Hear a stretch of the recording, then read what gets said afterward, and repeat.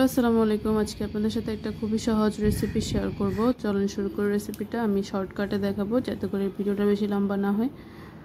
তো চলেন শুরু করি। রেসিপিটাতে কি কি লাগবে সেটা একটু দেখে নিই। এখানে আমি প্রথমে নিয়েছি কই মাছ। আপনারা চাইলে এখানে অন্য কোনো মাছ নিতে পারেন, তেলাপিয়া বা আপনার পছন্দ মতো। এরপরে সামান্য পরিমাণ লবণ, হলুদ, মরিচ, জিরা হাফ টেবিল চামচ করে আমি দিয়ে মাছগুলোকে খুব ভালোভাবে মেখে নিব। এরপরে চুলায় একটা প্যান বসিয়ে দিয়েছি, এর মধ্যে দিয়েছি সয়াবিন তেল। পরিমাণ মতো তেল দিয়ে তেলটাকে গরম করে মাছগুলোকে হাফ ফ্রাই করে নেব। খুব বেশি ফ্রাই করব না, 20%-এর মতো করে ফ্রাই করব। ফ্রাই করে হলো আমি উঠে নেব মাছগুলোকে। সেম প্যানে আমরা বাকি রান্নাটা কন্টিনিউ করব। এখানে আমি আরও একটু পরিমাণ মতো তেল দিয়ে নিয়েছি। তেলটা গরম হয়ে আসলে আমি এখানে হাফ টেবিল চামচের মতো গোটা জিরা ধনিয়া দিয়ে নিয়েছি। তাকে একটু নেড়ে চেড়ে এর মধ্যে দিয়ে দিব পেঁয়াজ। আমি এখানে হাফ কাপের মতো পেঁয়াজ দিয়েছি। পেঁয়াজগুলোকে একটু হালকা হাতে নেড়ে একটু নরম হয়ে আসলে এর মধ্যে দিয়ে দিব হাফ টেবিল চামচের মতো রসুনের পেস্ট। আপনারা চাইলে এখানে গোটা রসুনও ব্যবহার করতে পারেন। এরপরে 4-5টা কাঁচামরিচকে আমি ফালি করে দিয়ে দিয়েছি, যাতে মরিচ থেকে খুব ভালো পরিমাণ ঝালটা বের হয়।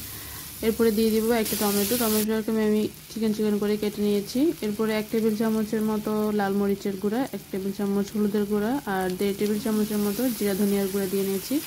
এরপরে সামান্য একটু পরিমাণ পানি দিয়ে একটু নেড়ে চেড়ে নেব। পানিটা দেওয়ার কারণ হচ্ছে যাতে মশলাটা পুড়ে না যায়। হালকা একটু মশলাটা কষে আসার জন্য আমি ঢাকনা দিয়ে ঢেকে রেখে দিব।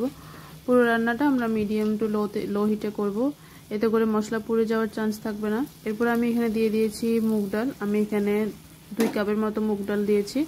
মুগ ডালগুলোকে আমি একটু আগে ভেজে নিয়েছিলাম। ভেজে নেওয়া বলতে একটু টেলে নিয়েছি। মুগ ডালটা একটু টেলে নিলে কি হয়, একদম ভর্তা হয়ে যায় না, গোটা গোটা থাকে।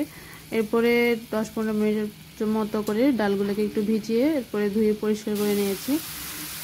এখন ডালগুলোকে মশলার সাথে খুব ভালোভাবে মিক্স করে ঢাকনা দিয়ে ঢেকে রেখে দিব। চুলার আঁচটা একদম লোতে রাখবো।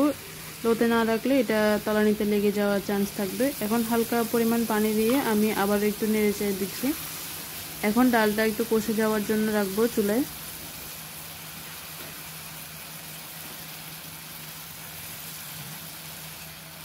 দেখতে পাচ্ছেন নাড়তে নাড়তে পানিটা টেনে গিয়েছে আর ডালটাও একটু কষে গিয়েছে। এখন এখানে আমরা যে মাছগুলো ভেজে রেখেছিলাম সেই মাছগুলো একটা একটা করে দিয়ে দিচ্ছি।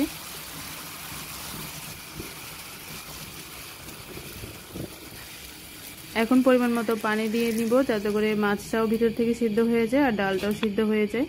এখানে আমি 2 কাপের মতো পানি দিয়েছি আর একটু স্প্যাচুলা দিয়ে নেড়ে চেড়ে নিচ্ছি। এরপর ঢাকনা দিয়ে ঢেকে রেখে দিব 15 থেকে 20 মিনিটের জন্য। 15-20 মিনিট পর এটা রান্নাটা একদম ভালোভাবে হয়ে যাবে।